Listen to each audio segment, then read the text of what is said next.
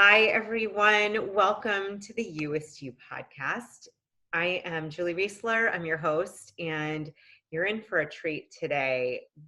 Today, we have George Peterson, who is a very dear friend, such a special human being. I want to tell you a little bit about him before you get to meet him yourself. George is a certified Vedic educator through Deepak Chopra's Center for Wellbeing.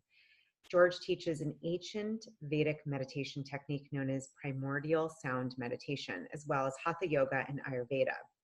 George is also popular for his work in the addiction recovery realm, and he is the creator of the unique 22-day guided meditation series, Navigating Recovery and Overcoming Adversity. Before George began meditating, he was regularly making unhealthy decisions for his mind, body, and spirit. However, after educating himself on Deepak Chopra's practices for well-being, he began incorporating more meditation and yoga into his life. By March of 2012, this spiritual toolkit made such a drastic impact on him that he decided to go to the Chopra Center's signature meditation and yoga retreat. There, he learned this effortless approach to meditation and made the decision to make this practice a substantial part of his daily routine. Today, George currently teaches meditation, Ayurveda, and Hatha Yoga to students who are interested in complete physical, emotional, and spiritual well-being. Currently, George has taught hundreds of people how to meditate, including many individuals seeking freedom from addiction.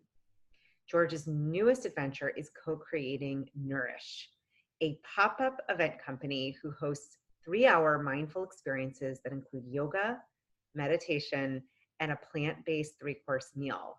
So awesome. Through his deep dedication to recovery and well-being, George aims to touch the lives of many by providing them with a simple roadmap to help awaken, heal, and transform their lives. We'll have information on George. You can find him at georgespeterson.com. George, I am so excited to have you today. I'm just excited to have a conversation and talk about your journey because I think it's amazing and I want people to get to know you. So thank you for being here, my brother. Thank you for having me. I'm always grateful to have a conversation with you. Well, thank you. And, you are somebody, we got connected through mutual friends, through our friends, Jesse and Pete. And you helped me to get meditations on Insight Timer. You have your meditations there. I was so moved by what you shared with the world and by your story. And I'm just like, would be awesome to share a little bit about kind of where you've come from, because I think it's quite remarkable the transformation you've made in your own life and then how you're living today, which we'll get into that. So I don't know if you could just share a little bit about like what it's looked like to get where you are today. Like what did life used to be like before meditation recovery, where you are now? Yeah, for sure. Well, thanks again for having me. Like I said, I'm super grateful to have a conversation with you.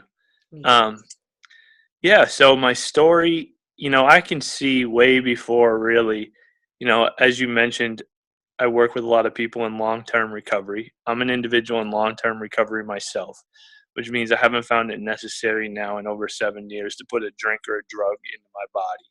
Mm. And I can see way before my journey with drugs and alcohol ever began that I was looking for an outside fix for an inside job. And you talked about one of my teachers, Deepak Chopra, and he talks about object referral versus self referral. And object referral is when your happiness is dependent upon, things outside of yourself, like people, places, and things. And growing up, that was my experience. Is way before I ever got involved with drugs and alcohol. I was always looking for that outside fix for an inside job. And my happiness was dependent upon things outside of myself. Mm. And when I say my happiness was dependent upon things outside of myself, I don't mean like I was bummed if fun things weren't going on. Right. Who isn't bummed when you know, something they wanted to happen doesn't take place?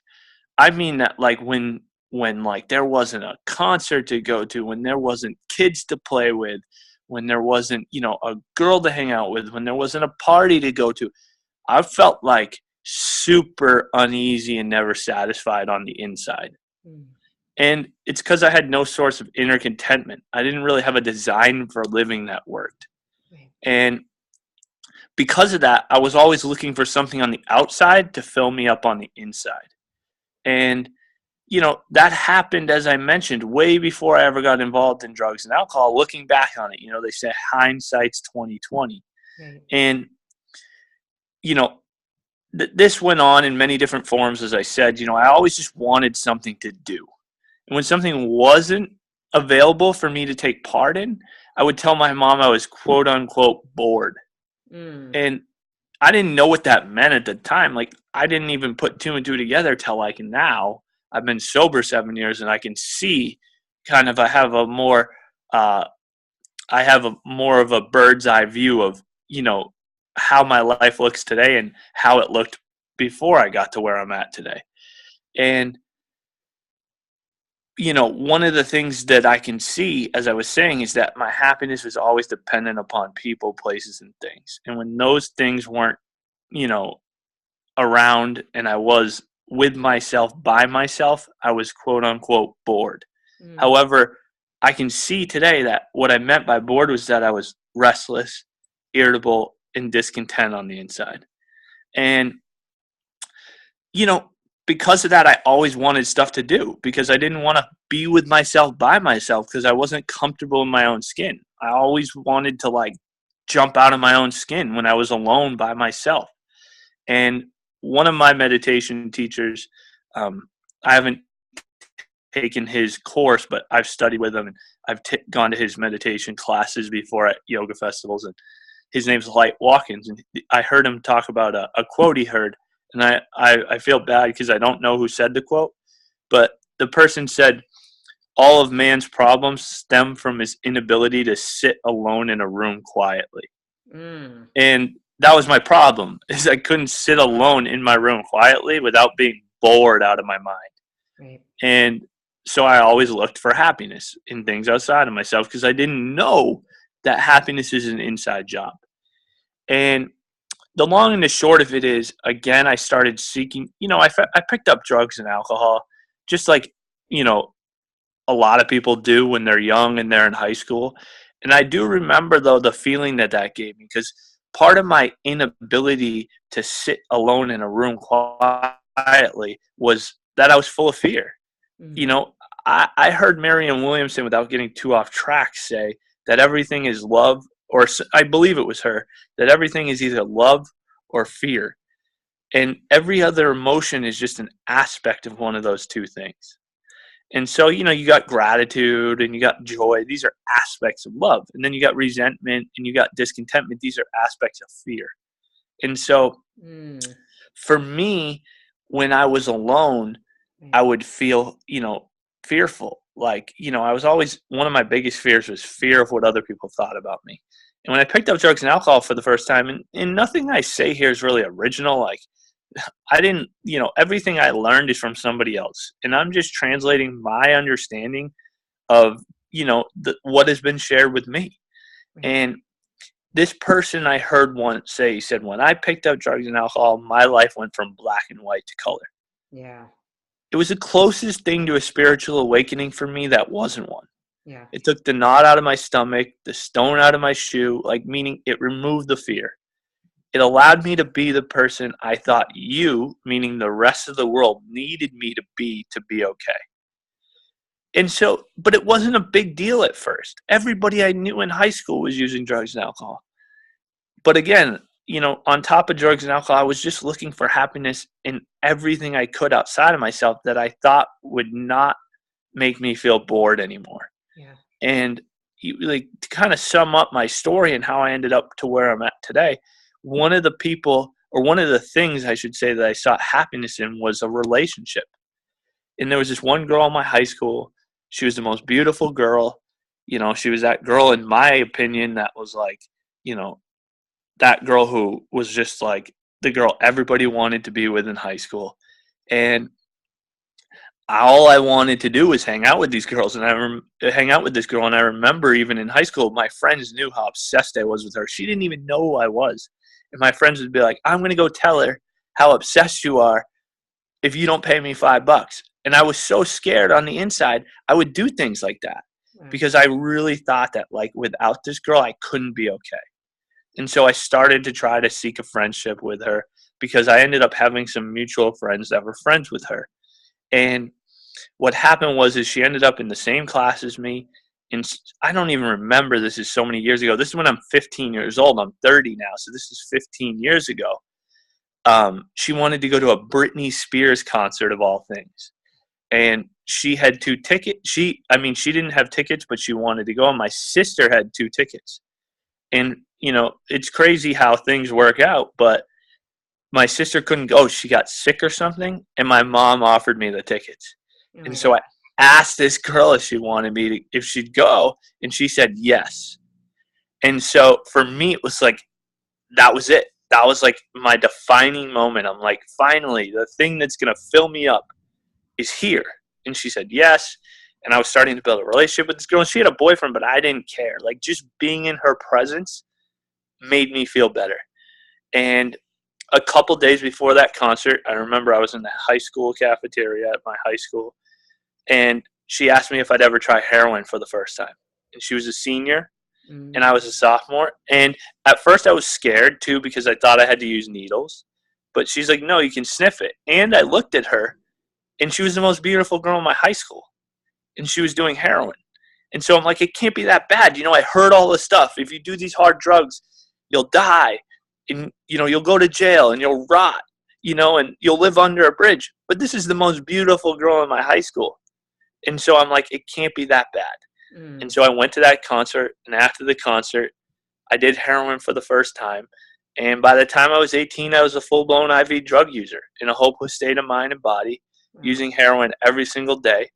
And my problem, to kind of summarize, I know I said that a couple of times, but my problem was never getting sober. Because eventually, like after years of using heroin, I would hit a rock bottom. Wow. I'd use and I'd use and I'd use, and something bad would happen. I got arrested once for 8 felonies. So when something happened like that, I would say, I'm never going to do this again. And if you hooked me up to a lie detector test, like, I would have passed. But the issue is that I had this thing that I understand today is an obsession of the mind. Right. This repetitive and reoccurring thought that was stronger than my reasons not to engage in drugs, that would convince me every single time that I could do it one more time. And the thing is that I'd swear off drugs and alcohol, and I'd stay sober for a little while at first because, my life would start to get a little better. My family would come back in my life. I'd have a little bit more money in my pocket. But 30, 60, or 90 days after my resolution to never go back to drugs and alcohol, I'd be, again, like I talked about in the beginning, restless, irritable, discontent. I didn't have any source of inner contentment, and I didn't have a design for living.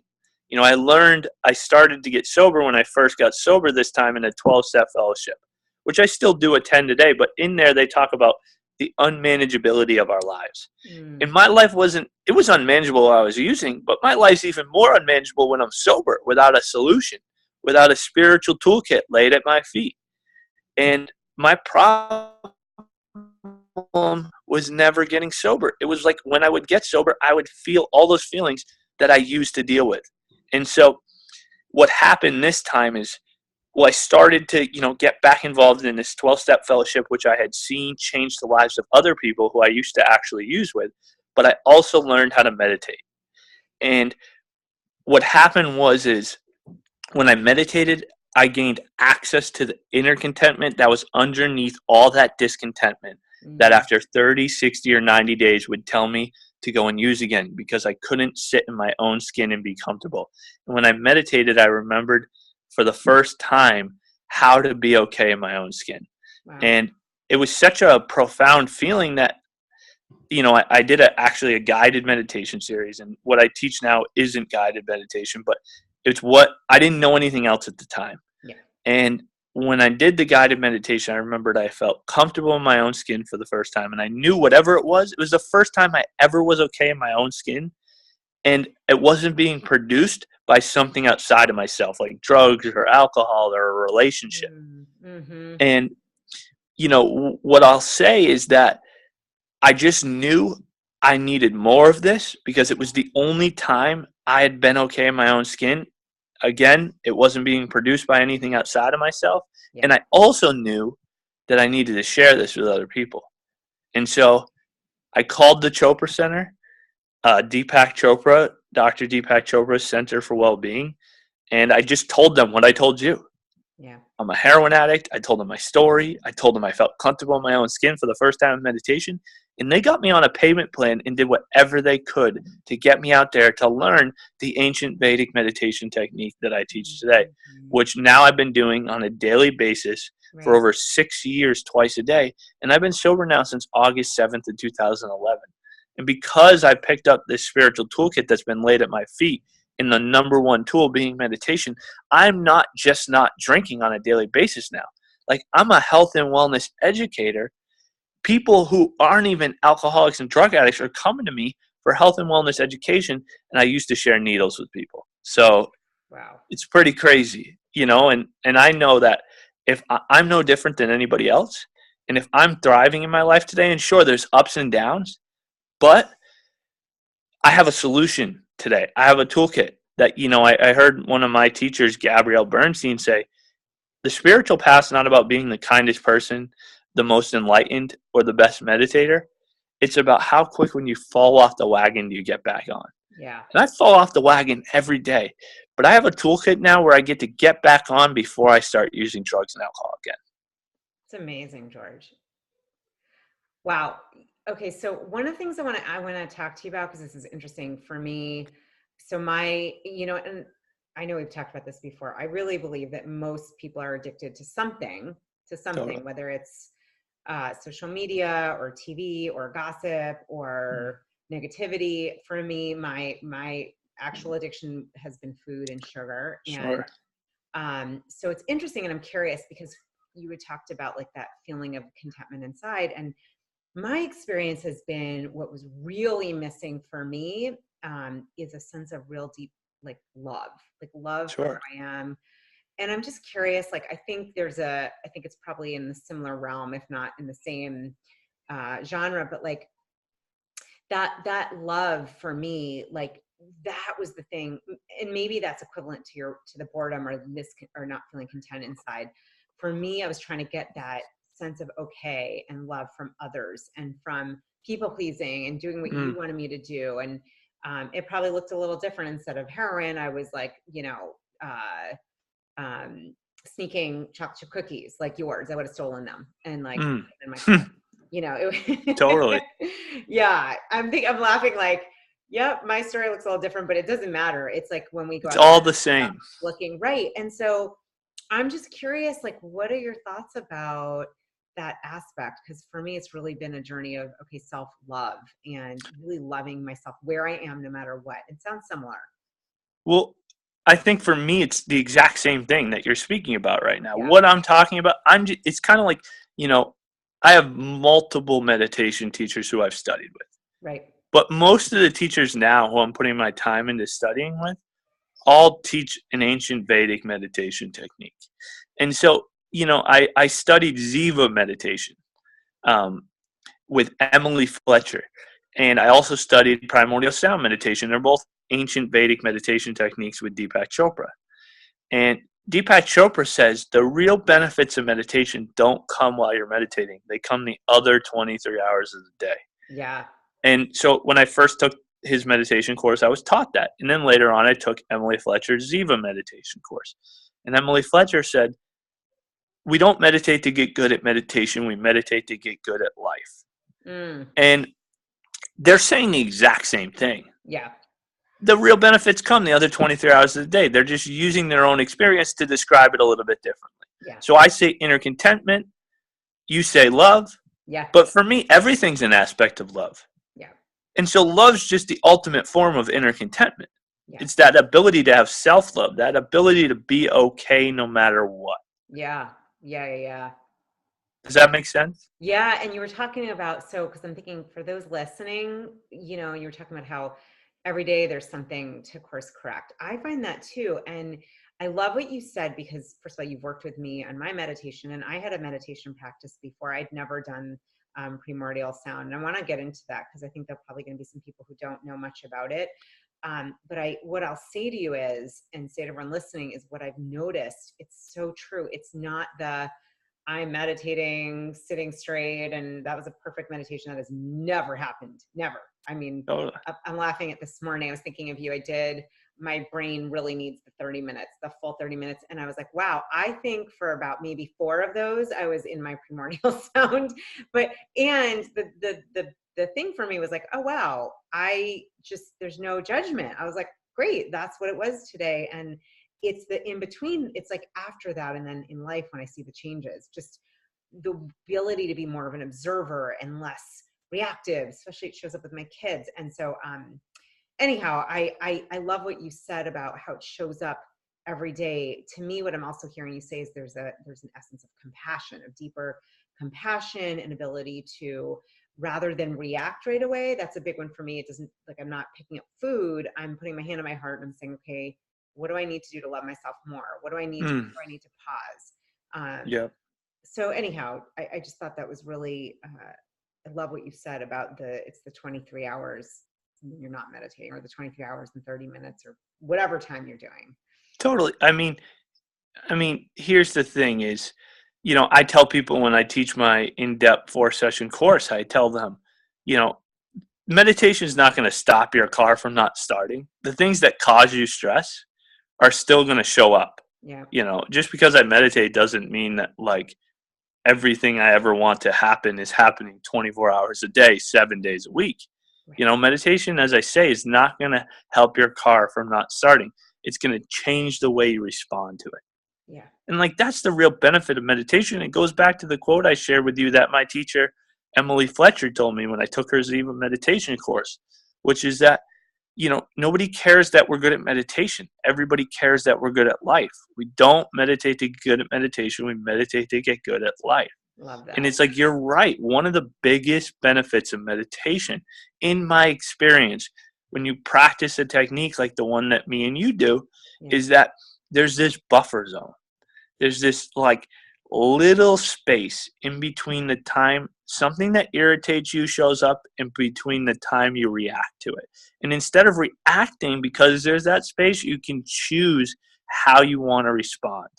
Where normally, if there's not that space, I'm just going to react, usually from that place of stress, from that place of my body being in its stress response, which is known as the fight-flight response. And in doing so, what I usually do is react with the psychological equivalent of that, which is the reactive response, where I'm either going to lash out at you because I'm upset and I get defensive, or I'm going to isolate. And that, for me, is the psychological equivalent of the actual fight-flight, where I actually physically fight you or I run. Yeah. And, that is, including mine, most people's responses to stress. Right. And when I began meditating, and I'm not perfect, that's the thing, but there's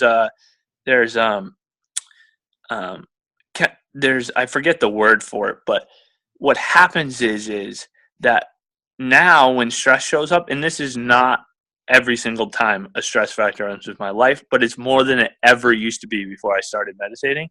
There's like this 1 second gap in between that stress factor and between the time I react, where I can actually stop and ask myself, do I want to react this way? Or actually, how do I want to respond to this? Yeah. And a lot of times it's like, what are the consequences of this choice I'm about to make? I was driving last night. I had a long drive. I went to go give somebody who I've helped in recovery a 1-year medallion. And I had to drive from Cape Cod to New Hampshire. It was about a 2.5-hour drive. And then on the way back, I had to drive about 2.5 hours from New Hampshire to Providence, Rhode Island. And I got in a little bit of an argument on the way with my significant other, and I didn't get upset. And I was like, but I wanted to, but I paused because I knew where that was going to end up leading me. And then later in the evening, we kept arguing, and I did get upset. But here's the other part of meditation, is it also allows me to respond better when I make a mistake. Meaning it's a lot more quickly these days that I'm able to return to self-love. Because the purpose of life is not just to, love somebody else anytime they've done something that you think is a mistake, but it's also to comfort yourself anytime you've done something that you perceive as a mistake. I think that's huge, George. Just what you just said right there. Yeah. That to me is a call, like people listening, seriously, where we want to work on this with other people. And I would say, just my opinion, the most important thing you can learn to do is do that with yourself first. Because the more you can do it yourself, the more you can do that with others. I think you're right on with that. Yeah, I mean, it comes down to, it's not that like, the stress triggers are no longer going to be there because I meditate. Right. It's that I'm not as affected by them as I used to be. Right. And I'm still affected by them sometimes. But even when I am, as I just said, it's a lot more easy for me to recalibrate my energy back to the frequency of love because I meditate. Yeah. And so that's really where the real benefits of meditation are showing up, at least for me, in the way that I teach meditation, where, counterintuitive to what most people think, which is that like, if I'm not clearing my mind, or I should say, if I can't, I'm not having a successful meditation if I can't clear my mind. And so, I actually teach people, I won't get off on too much of a tangent, but that, I learned from a TED Talk that Light Watkins, one of my teachers, gave. And he did this little experiment in the beginning where he had the crowd, and a Harvard psychologist did this, and that's why he brought it into his TED Talk. And in the beginning of it, he said, close your eyes and focus on a white polar bear for 10 seconds. And then he asked people, did your mind wander? And yes, most people's mind wandered from the thought of a white polar bear, even if it was just to a white polar bear holding a Coca-Cola. It drifted somewhere else. Right. And then he had everybody allow their mind to wander wherever they wanted. They weren't focusing on anything for 10 seconds with their eyes closed. But the only thing they couldn't think about was a white polar bear. And obviously, most people thought about a white polar bear, especially when he said, don't think about a white polar bear. And what the Harvard psychologist came to the conclusion of was that if you try to suppress a thought, it actually will birth more thoughts. And if you try to only focus on one thought, it will actually naturally, within 10 seconds, most people's minds will drift to an unrelated thought. And so what they've recently been studying is the kind of meditation technique I teach, which actually allows your mind to wander. Yeah. And when you allow, meaning there's still a technique there, there's still a little bit of effort, but throughout you implementing this technique during the time that you're meditating, you're also you're not on guard so much of your mind where it can't drift off. Right. You're allowing it to drift off. You're doing your best to implement the technique. Then your mind will naturally drift off, and you don't have to watch it to make sure it doesn't. And then when you remember you're meditating after you've drifted away, you come back to the meditation technique. Right. And what they've come to the conclusion of by doing these studies is that when we stop trying to focus and concentrate during meditation, the mind stops working so hard. So naturally it settles down into quieter and quieter levels of awareness because it's finally getting the opportunity to relax. Yeah, no, that's, I one of the most, it was just like a game changer for me was realizing, like, creating this space that you were talking about where it's like expected for your mind to wander and there's no judgment and you just go with it. And then you come back to the sound, as I know you teach. And it's changed my whole experience because, like we said earlier, that it's like a form of self-compassion, kind of, I think. That mostly, I think when people think about meditating, this is something I deal with a lot, just teaching it, not at the level you are, but I work with a lot of people that are getting into meditating and want to do it. And I believe in it. And I think there's a lot of different forms. I love this kind because just the ability to really have the sounds I'm focusing on and to just be in this. It doesn't matter where my mind goes, just coming back. It's like that effortless way of doing it. But to think that we're not going to have thoughts is just crazy as a human. Yeah, well, that's the thing though, is most people have this idea that in order to have a successful meditation, they need to clear their mind. Right. And there might be meditation techniques that encourage you to meditate in that way. But in my experience, it's not necessary to receive all the other benefits that come the other 23 hours of the day, going back to the main point here, which is the ability to pause when a stress factor enters our life. Yeah. That's And right. all the other things that come, like as a result, I'm happier, I'm nicer, I'm kinder, my desires are fulfilled more easily, my intuition's stronger. They say Yeah. the quieter you become, the more you can hear. I'm less stressed, I have more inner peace. There is meditation techniques that want you to focus and want you to concentrate. And I would suggest doing, whatever meditation technique resonates with you at the level of the soul. However, I would also encourage people to think about implementing a technique like this on a daily basis in addition to what they're already doing, and make this, in my experience, when I make this my priority and everything else a bonus, I can still do as many other forms of meditation as I want. Yeah. But in doing so, what's really happening is the other 23 hours of my life are getting better. And that I just wanted to state that, because that was really the main point in how we kind of got to this place is like, one of the big benefits is that you can pause when a stress factor shows up in your life. And we don't have to focus or concentrate in meditation to receive that benefit. Yeah. That's so great. And I just think everyone tuning in, like, just to know, to expect your mind to just stop or to focus on one thing, it's like asking you to do something that's not a human function. And Well, so, if you want to be a monk, and meditate in a cave, for the next yeah, 2 years, like you might be able to have that experience. right. But it's kind of like trying to stop the waves on the surface of the ocean. Like it's hard to do. And Yeah. so it's a lot easier to go beneath the waves to where it's already calm. Yeah. And Right. so this technique enables me to do that. And I found it super easy and effortless. And in an era where we're all working too hard and our minds are in that place of nonstop, incessant activity, Yeah. this for me is just what I needed to be able to access that inner contentment that I never had access to before I started meditating. And not having access to that inner contentment, as I mentioned, not having access to that love that you talked about, Yeah. is what kept me out there drinking and using, because I can't be in my own skin without that love for 90 days without wanting to either kill myself or get high again. Yeah. Wow. And I'm going to just say, for anyone that's interested, I'm going to have your info because I know you teach this, you have students, you have courses. Like, this is something, if this speaks to those listening, to learn and try the Primordial Sound technique, which I highly recommend.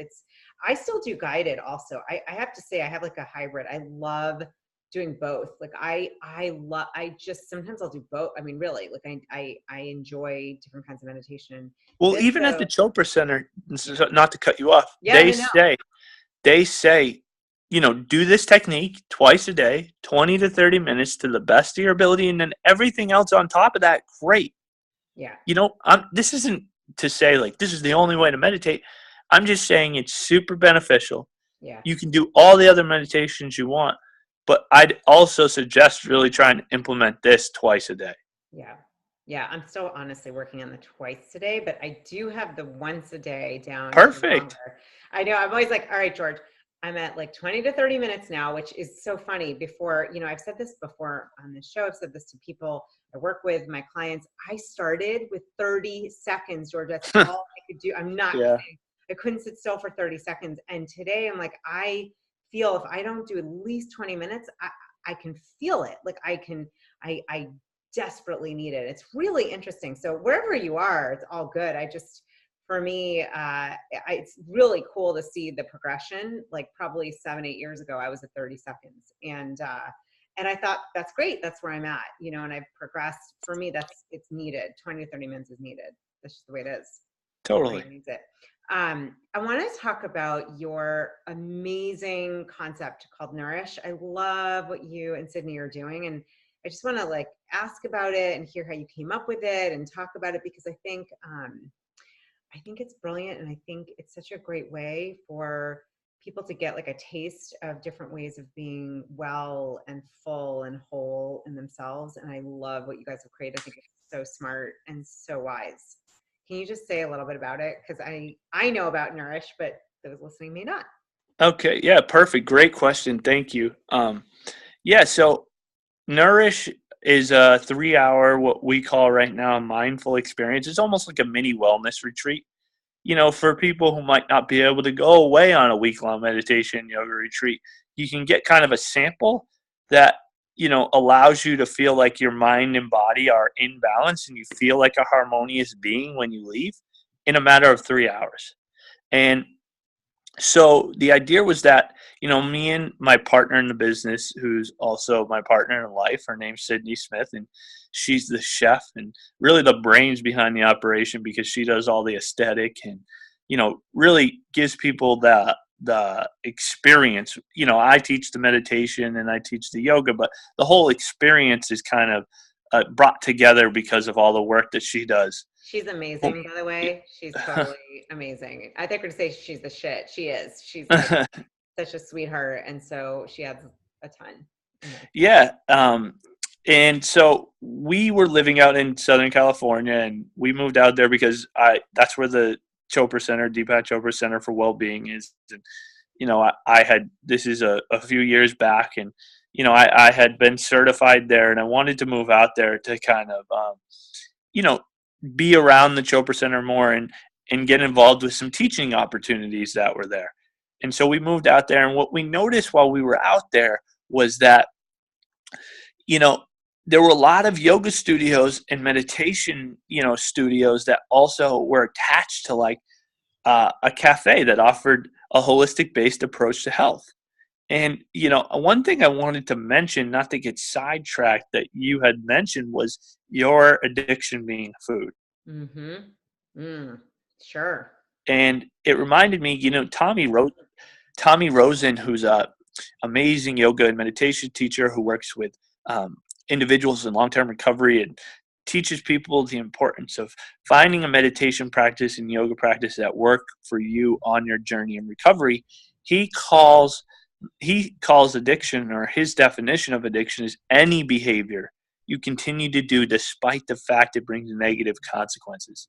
Yeah. I just went and heard him speak live, and he talked about the 6 main addictions, which, if you don't know, are drugs, alcohol, food, people, which is like codependency and sex, money, and technology. But then he talked about how like it's any behavior though. So it's like resentment, that's an addiction if you do it all the time because you continue to do it, but it adds no value to your life. So it's an addiction. It's a behavior that you continue to do despite the fact it's negative. It keeps you at a low vibrational frequency. Yeah. And so, going back to the food thing, it's like what I've also learned is, in my experience with this form of meditation that I teach, we get spontaneously led to wherever we need to be led. And so what that means, without like making it sound too airy-fairy, is that everything that no longer serves me kind of starts to become aware to me. Mm-hmm. And so what I mean is like, I just start to realize that like, oh, this behavior is not serving me. I should work on this. And that's really what sobriety is. I had a conversation with somebody today who called me, who was talking about how they need to work. It was really easy for them to get sober from drugs and alcohol, but it's really hard for them to change their diet and change their sex addiction. And I was like, well, here's the thing. Like, sobriety is not just putting down the drink or the drug. It's about working on these behaviors. And that was one of the first things I had to work on was food. And so early on in my sobriety, I realized that everything we take into the 5 senses has either a negative or positive effect on us. And one of the biggest ones that is overlooked is the sense of taste. And I'm not perfect, but when I eat good, I feel good.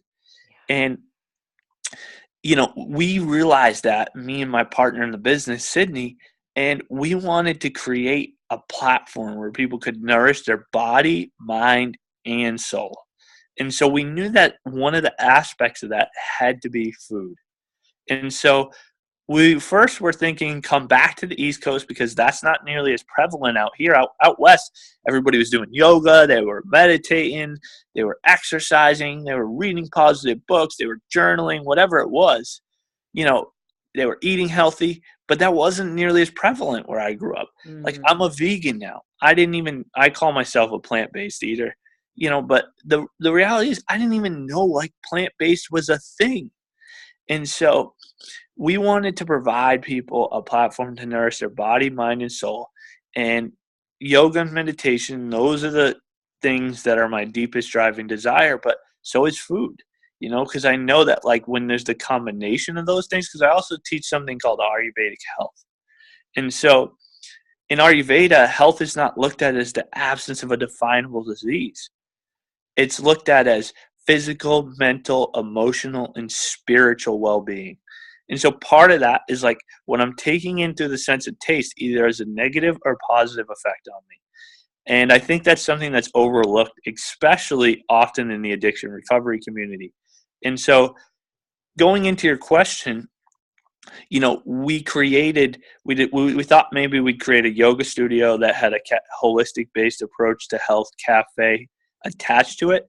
And then when we got back here, we just realized that opening a brick and mortar around here, unless it's like in downtown Boston or New York City, unless you're right in the downtown area where the rents are not cheap, it's going to be very hard to sustain your business year round.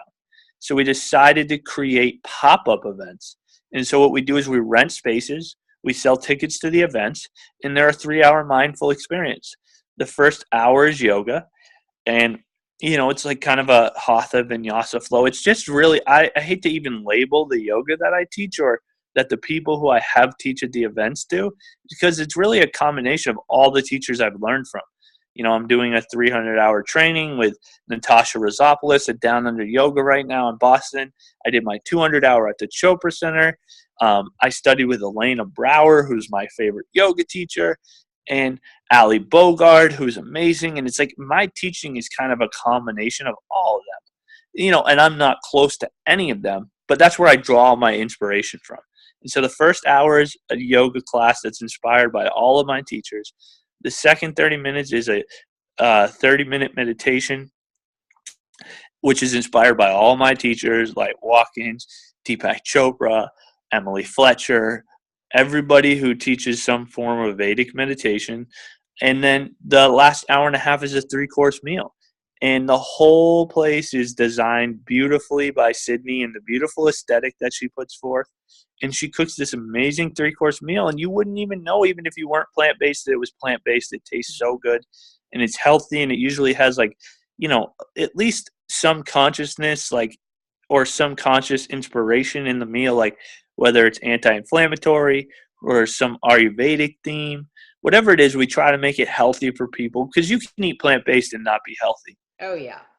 Oreos are technically vegan, but they're awful. This is all non-GMO. We try to use local, and people leave there after 3 hours. They've done an hour of yoga, they've meditated for 30 minutes, and they ate healthy. And I doubt anybody would tell you they left there feeling worse than they did when they walk in. That's so awesome. That's awesome. I got to get you to the DC area. I was like, all right, I don't know when and how, but seriously, for all my friends and peeps listening in this area where I'm near, like we got to get you guys here, because it's awesome what you're doing. And I know it's mobile.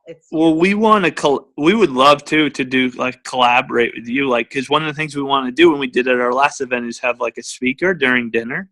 Oh, fun. And so like we'd be, you kidding me? We don't need to come to you. We're willing to do whatever you want, because you're the amazing one in this relationship. Oh my God, George. All right. I was going to say, it's going to keep going back because I feel the same, but I would love to be involved. I mean, really, and I want to get people listening and friends like this. I know you and knowing Sydney and having done things like this. And when you guys are just so, first of all, there's so much love and attention and intention put into what you guys are doing. And this is like a whole other conversation, but one of the things I'm really interested in and curious about is just the energetics of food. Like literally, we're talking about, you can be plant-based or vegan, and eating Oreos, the energetics of Oreos, totally, is like nothing, versus, and for those that eat meat, if you're going to eat meat, choose something that's grass-fed and totally. It's about being a conscious choice maker. That's right. Exactly. Being conscious about the choice. That's made a big, big difference for me as a recovering food addict and sugar is the consciousness. Seriously, it's so cool that it's been one of the game changers, in addition to like, how can I love and honor my body right now? And it's usually not eating Oreos. Usually it's just not. It might be something warm, like, almond latte or tea, or Totally. like today it was so interesting.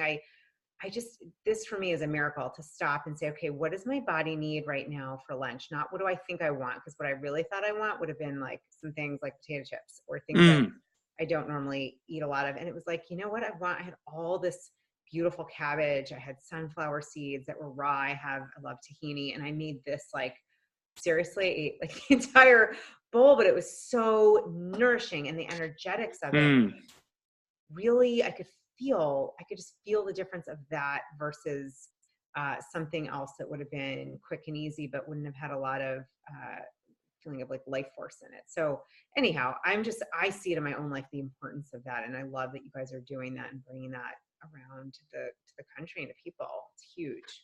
Yeah, I mean, it reminds me when I teach my Ayurvedic course, I teach people that, like, there's something in Ayurveda called ama. And so ama is like the toxicity that builds up in our mind and body. And so, like, when we have a lot of ama, like, we don't wake up feeling vibrantly alive. Yeah. And so it's about, you don't have to be plant-based, that's what I've chosen. It feels right for me. But the idea here, and I believe, the point behind us having this conversation is so people come to the understanding that it's about, and I say this during yoga, but that's the thing about yoga. It's the real yoga, and everything you're getting in yoga is really stuff that you can use off the mat. Yeah. And what I tell people is be guided by your body's messages of comfort and discomfort. Like, if you're waking up every day feeling vibrantly alive, you're probably eating pretty good, because I don't know how you could be eating like GMO, artificial, processed food all day and wake up, and I'm not talking about waking up at 3 o'clock in the afternoon feeling vibrantly alive. I'm talking about waking up when the sun comes up feeling vibrantly alive. Yeah. It's like everything we take in through our five senses either has a negative or positive effect on us. Yeah. Last night, I told you I got into a bit of an argument right before bed. I woke up today later than I've woken up in probably 10 years, but it makes sense that literally I was arguing in my bed before I fell asleep. Yeah. It makes sense. And so it's like, I highly doubt if you're eating Oreos every single night, a package before you go to bed, you're going to wake up, with a clear tongue, feeling vibrantly alive with a strong digestion. It's just probably not going to happen. And so it's just about being a conscious choice maker. Do you need to be plant-based? No. But should you be more conscious and stop doing things like eating GMOs and artificially processed foods? Absolutely. Yeah. Well, I think, and here's the rub, I would say, because my little like food addict thing went up with like, so let's say you did eat a package. For me, it would have been a package of Oreos. There was never, like, seriously, I can't even in my mind think of two. So it would have been the whole thing. Whatever package it was, I would have been the whole thing. I've never done like a normal serving. The thing though is, if you find yourself there, the first thing is compassion. Really, like, the most important thing is compassion. And then what you're saying, what I think we're both saying in different ways, this is what's helped me so much, is just to start picturing my internal workings, my organs, my body, how it's going, and then feeling into your energy level. How do you feel? How does that make you feel? Being conscious, awake and aware, like you're saying, it's really tapping into those body sensations, all of your senses, your intuition, which is your sixth sense, and for me now, I like to pause and wait and actually feel into it. I'll say, like, even at Whole Foods, there's some things there, I'm like, yep, it's still macaroni and cheese, and I don't eat dairy and I don't eat flour. It doesn't work for me. Looks awesome. And I'll be like, nope, that's not going to feel good in my body. There's nothing wrong with it, but it doesn't work. It's the same thing, for me, for example, my body does like to have meat and whatever. Fortunately, sure. A little bit. And I try to, no matter what it is, this has made a big difference for me, is to just think about how grateful I am into that animal. Like, it just changes the whole experience when I'm thinking about how grateful I am, or blessing that being seriously is allowing me to be nourished. And so sure. It's that elevation, that being conscious. Well, something you said in your book, Julie's book, Get a PhD in You, which I love, which is stuck with me to this day, is like, go get your meal, eat it, and then wait 20 minutes before go getting a second portion. Yeah. Oh. And that was huge for me too, Yeah. and something too that can help you become a more conscious choice maker in the area of food is chewing slower, Oh, because yeah. oftentimes it takes a minute for your stomach to read that it's full. And so something that I teach in my Ayurvedic courses, there's a hunger meter. And so imagine one being like, starving, and 10 being like Thanksgiving dinner, like Yeah. full, like people know how that feels. Right. And what you should do, they say in Ayurveda, is start at a 2 or 3. Like, don't eat Mm. until you're at like a 2 or 3, which means you're hungry, but you're not starving yet. Right. But you're hungry. And then stop at a 7, where you're satisfied, but you could still eat a little bit more. Mm. And I heard one of the doctors who was part of my teacher training that I did at the Chopra Center to learn how to teach people how to live an Ayurvedic lifestyle. And he was saying that if you had 2 people, or, these aren't his exact words, but something along these lines, if Mm-hmm. you had 2 people and one ate the best food in the world, the highest quality food, everything you could imagine. Like if they came out and said, these are the 10 foods you should eat at every meal and you will be the healthiest person on earth. If you had somebody who did that every single day perfectly, but he ate a ton, more than that 7, he ate till a 10, let's say, on that hunger meter every single day.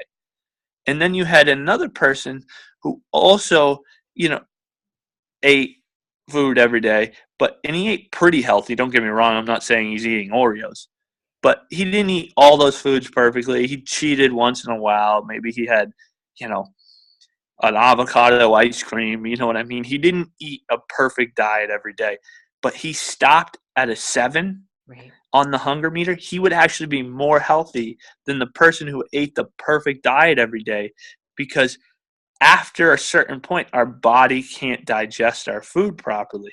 And that's, in Ayurveda, probably the most important aspect of health, is the ability to digest and minimize toxicity and maximize nourishment. It all goes back to what I said. Everything we take in either has a negative or positive effect on our mind and body. Yeah. And so it's super important to figure out the ways that we can maximize nourishment and minimize toxicity. And the ability to, as I was just saying, the ability to kind of, you know when it is that I'm full allows my body to better do that. And if we can learn how to digest everything that's no longer serving us and hold on to all the things that nourish us, Right. then we'll feel like we're thriving in our lives. Mm. That is really so well said. And I'm just thinking how, for me, my edge and my learning is that place of ending at a 7, because I can overdo it with vegetables. I can overdo it. Like, I Oh yeah. love food. I love it. I love food, which is great. I like quantity. Like, so I'm teaching myself. That's kind of my next level. Like, right, is how to pause and stop when I'm there. So I so appreciate, George, you and what you're doing and creating in the world. And I just think your story is freaking remarkable, to go from, heroin and drugs and alcohol and where you came from, to really being a stand for people to be more awake, aware, conscious, and living in that space through meditation, Well, through eating, through yoga. It's really, it's so fantastic.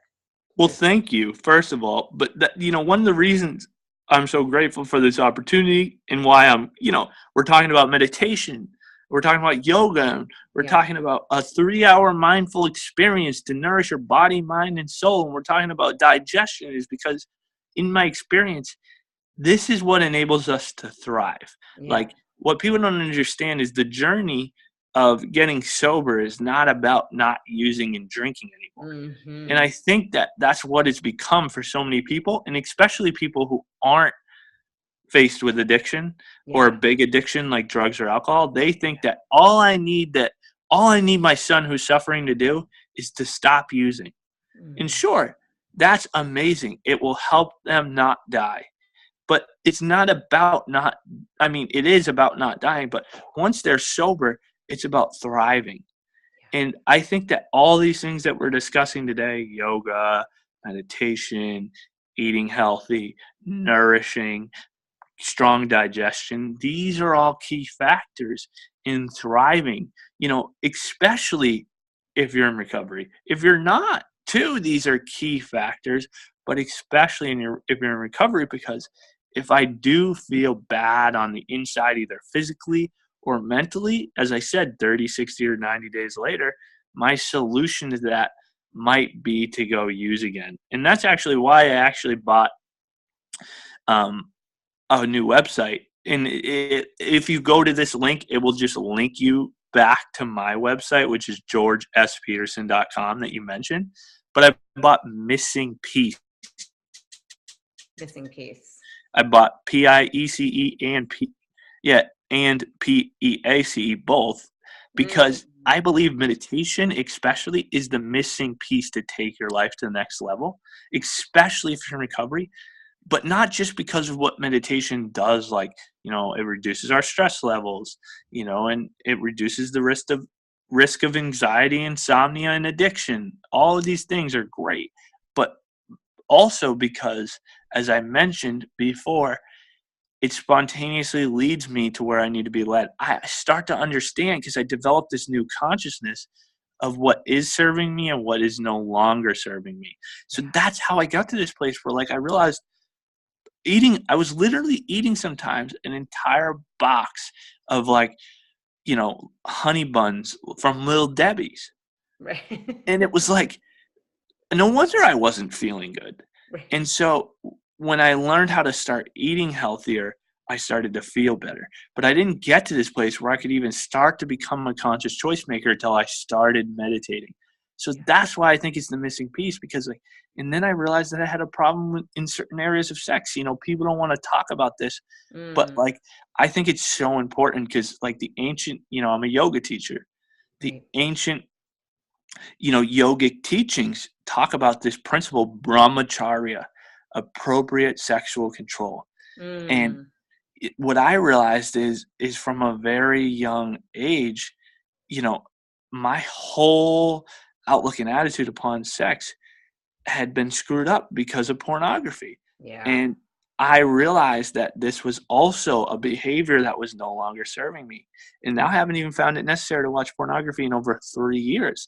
And I know we weren't, going down this avenue when we started this podcast, but I think it's very important because I got to this place of realizing that behavior wasn't serving me because I meditated.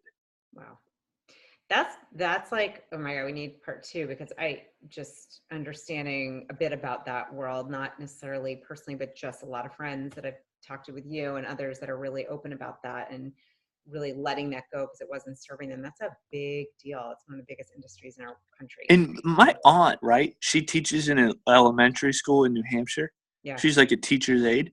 Yeah. She tells me stories, like, she'll go to, I'm talking, like, these are very young kids. She'll go to their class and she'll be like, one day she went and there was this kid, I don't know his name, let's call him Johnny. She's like, what happened to Johnny's iPad? They're like, oh, he was watching pornography. It got taken away. And then she came back. This kid's like 7 years old or whatever. She came back like a month later and Johnny didn't have his iPad again. She's like, what happened to Johnny's iPad? Oh, we caught him watching pornography again. Oh my gosh, well, that's young. And so it's like, this is another one of those addictions. Wow. High-speed internet. You had my good friend and my life coach, Jesse Harless, on your podcast. He always says, my first addiction was high-speed internet. Yep. Gaming, pornography. I know. I mean, this is just, I appreciate your vulnerability, authenticity, and just getting that. So people listening, wherever you are, whether it's anything, maybe we didn't talk about it. Maybe it's shopping or spending or negativity or putting yourself down. I mean, there's like I think of any repetitive habit that's not serving you and that's not adding to your thriving, to me, it comes under some sort of addictive behavior because not serving. That's sort of what I'm obsessed about. And I think where a lot of our intersection is, it's like, we got one life to live here. my aim is to thrive and help as many people thrive. And I know you are in that same space, and there's so many different ways to go there. However, no question, meditation, no question, when you eat in a way that has high energy foods and with consciousness that, and I know we've talked about this, that as we all learn to do this in our own way, that really can change how we feel about ourselves, how we are to others. I would believe that could create a whole peaceful, loving world revolution. Revolution is not the right word, but shift, a really positive shift. Totally. And that's what this is about. Me sharing this, it's like, that was my biggest problem too. One of the reasons I couldn't get sober is because they say you're only as sick as your secrets. Yeah. Oh yeah. And I had some deep, dark secrets I told myself I'd never tell anybody. Yeah. And this time, and I always heard, but the problem wasn't that, like, I did these bad things, and because I shared them, because I wouldn't share them, I was being punished and I would relapse. No, it's that I couldn't deal with the guilt and shame that I had created around these things. And the feelings that they would cause me would drive me back to drugs and alcohol. Yeah. And I began to understand that because it was the one thing people were telling me I needed to do. And it was one of the key things I was never doing. So this time when I got sober, I decided to do it, even though I was scared to death. Yeah. And what I've understood is that I can't save my ass in my face, excuse my language, at the same time. Yeah. And that's why I share things like this on the podcast, because this isn't about me. Like, I've been on podcasts before, and I realized that what I was saying was about me. And, like, why don't you, come to understand how knowledgeable I am? When what this is really about is, and I went to a week-long meditation yoga retreat at the Chopra Center, and Neil Donald Walsh, who wrote Conversations with God, was one of the keynote speakers there. And he said that, he said, because he, in his book, Conversations with God, he, people want to know his process, and, he gets quiet in the mornings, and he begins to intuitively kind of get those downloads of his, like, and at least this is how I understood it, of his connection with God, that he just starts to write, and whatever's coming through starts to just come to him as he's writing. Yeah. And when he was writing, he said he begged that, power that he was communicating with, which he calls God, or you could call it your soul, your spirit, whatever, a power greater than himself, his most universal self, not his most individual self, his ego. He begged that part of himself to explain to him what it was that he didn't understand, the understanding of which would change everything. And what the message he got was that your life has nothing to do with you. You think your life is about you. And he explained it through the analogy of, like, have you ever heard somebody say, nobody comes into your life without a gift for you in their hand? Have you ever heard that? Yeah. Oh, completely. Yeah. And so he said, God told me it's actually the opposite. You don't come into anybody else's life without a gift for them in your hand. And it's up to you to decide what that gift it is you're going to choose to bring to each and every moment. Right. And so that's why I'm sharing these things, because what I've come to understand, and I don't do this perfectly, I fall off this wagon all the time, but I feel pretty good today. It's because I got up and I did this morning routine, which includes my 30-minute ancient Vedic meditation technique, which we call the miracle morning. Right. And I know you practice the miracle morning, and that's a great book written by Hal Elrod. And in the book, he talks about meditation, or the habit of silence. And I chose to implement my own meditation technique during that time, but it's one of the habits I do every day. And I feel pretty good today. I feel grounded, and I'm in a good headspace because I also meditated again for 30 minutes before this call. And I've done positive things today. And so I'm in a good space, but I'm not always here. Right. But the thing is, I get back here pretty quick because of the tools I have. And the thing about it is what I know is that this isn't about me. I often think it is, but what it's about is me sharing the tools that have transformed my own life. Right. And in doing so, when enough of us, because we're all connected at a non-local level, meaning the same source, that extended itself here into that which is me is everything else. And because we're all connected at that non-local level, when enough of us take, as my teacher Deepak Chopra would say, a quantum leap in consciousness, or as I would say, when enough of us shift the way we move through the world, we will create a global shift because we're all connected at a non-local level. And what it's really about is creating a more happy, just, sustainable, loving, healthy, happy world for everybody. Yeah, it's awesome, George. So, wow. I mean, so for those listening, this is what happens. George and I get on the phone and we have these like mind-blowing conversations and they go in all places and I love it. And I always think with you, there's the gift of curiosity and learning and digging. And I'm so honored because you sharing today, I just think really gave everybody new food for thought, pun intended, to think of how to nourish yourself in so many different ways. Last question before we wrap up. I want to ask. Sure. If you, so I'm like thinking you could probably combine these. I love to ask if there's like a quote or something that, a saying that really inspires you. And what would that be? And maybe just share like, one or two of those quotes or sayings that you feel really guides you and that could add inspiration for those listening. Okay. Yeah, I have a few that just came to my mind. Okay. I mean, I could probably research quotes all day and come up with some better ones, but I'm just going to go with the ones that intuitively just came to me. Yeah, do it. I'm over here like, whoa, I want to impress everybody. What's the best quote? But I'm just going to go with what came to me. The first one is really basic, but it's really transformed my experience of life, which is that meditation is not about stopping your thoughts. It's about accessing the silence that's underneath your thoughts, but is usually overshadowed by all your mind's activity. And so nice. For me, that was huge because it's that stillness and silence that's, if you were looking at the ocean and there was a crazy storm, you would see even during the crazy storm that the bottom at the very depth where it's 1,000 feet deep, whatever, 1,500 feet deep, it's still calm. Our mind's the same way. We have 60 to 80,000 thoughts a day, according to UCLA's Laboratory of Mental Imaging, which breaks down to a thought every 1.2 seconds. But underneath those thoughts, there's stillness and silence, but it's overshadowed by all that activity in your mind. And, as you mentioned, you can find it on my website, georgespeterson.com, my meditation course, where I teach people, this in-depth technique where they learn how to become a self-sufficient meditator known as Primordial Sound Meditation.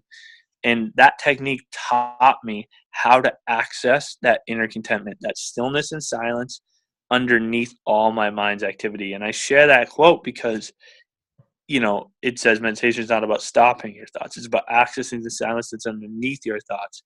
And it's that silence that's underneath my thoughts that at the end of the day, no matter what's going on in my life, provides me with access to the thing I looked for my whole life. And so the last thing I'll say about that quote is that I always tell people that freedom from feeling uneasy and never satisfied and discontent that I sought in drugs and alcohol, I found through my meditation practice. Nice. And so the other quote, if you don't mind, I'll share one more, is Success Leaves Clues by Jim Rohn. Yeah. And I share that because in recovery, we say, if find somebody who has what you want and do what they do. And so what that means is like, I had to find somebody who was fulfilled, who was joyful, who had a purpose. And then I had to ask them what they did. And then I had to follow in their footsteps. And as a result, I got similar results in my recovery. But now I've taken that to the next level where I found people who have my deepest driving desires going on in their life. And then I asked them what they did. And I take the same actions that they take. And what I found is that I get similar results. And it's been crazy. And it's crazy because you'll get 20 other people who will tell you something totally different, which will make you, in my experience, it makes me second guess myself. But what I've come to understand is I've stopped looking to people, and not that I don't respect them. I love everybody. I don't, this might sound controversial. If you're murder somebody, I still love you. In yoga, they teach you, don't be mad at the wrongdoer, be mad at the wrongdoing. I'm not upset with somebody because I'm not upset with the person. Like, I'm upset with them. I don't think their actions were okay. I'm not saying what they did was okay, but I know that underneath their bad actions, the same love, truth, and beauty that's in me is within them. Yeah. It's just blocked. They're just shut off from whatever you want to call it, their soul or the sunlight of the spirit.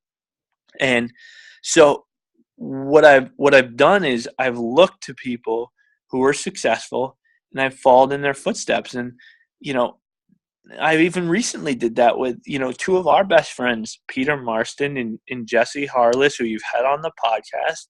And I asked them what they did to buy their first 2-family home and get into real estate. And within 60 days, I had bought a 2-family home and closed almost seamlessly, effortlessly. And now I'm a landlord and I own real estate. And it's like, the thing is it's just about finding, like they say in recovery, somebody who has what you want and doing what they do. And in doing so, you can be successful too, and it can save you so much time, and it's transformed my life. So I wanted to share that with people. And the thing I'll leave people with is this question: who inspires you? And how can you reach out to find out what kind of habits they do on a daily basis? And then I'm going to challenge you to start to implement those in your life for the next 30, 60, or 90 days and see what kind of results you get. Awesome. Nice. Super, super, super powerful. I'm so with you on the success leaves clues, and really be inspired by people and the ones that you look up to and that you're inspired by and you want to learn from and figure out. And don't be afraid to ask questions. I've done that with you. When I met Julie, she was a huge inspiration to me. And what she had done, with her book and her confidence, I wanted what Julie had. And so I surround myself, because another quote is like, you're the sum total of the 5 people you surround yourself with most. Yeah. And I'm not saying just surround yourself with the best people ever. I'm surrounded with people all the time who are sick and suffering from the disease of addiction. Right. But what I'm saying is the people who I'm constantly surrounding myself with and taking advice from, are the people who have the things I want in life. And I got off on a little bit of a tangent, but what I was trying to get to is, like, there'll be people who tell you the opposite. Yeah. But I actually stopped looking to those people for advice, and I just look for, like, who are the people in life who are thriving? And what they're saying to do, I'm going to do no matter what anybody else is telling me I shouldn't be doing. And you're one of those people. Oh, thank you. And I've asked you questions, and you've helped me. Awesome. And so what I'm saying is, don't be afraid to ask questions or ask for help. Definitely. Definitely with you. Well, my brother from another mother, I call George my soul brother. I really feel like past life, I don't know, we are definitely connected, and I'm honored to have you and just share you. And I love our conversations. And I know anyone listening, you're going to get something. I don't know what nuggets you'll get, but you can't come away from this conversation without getting some sort of inspiration. So thank you for being an inspiration on your end. And I love and honor you. Yeah, thank you so much. If you don't mind, I'll just, I want to mention where they can find Nourish. Sure, of course. Yeah, so you can find it at my website, georgespeterson.com. There's a tab that says Nourish, but you could also go to nourishcapecod.com. Say it again, George. And also my Instagram, George.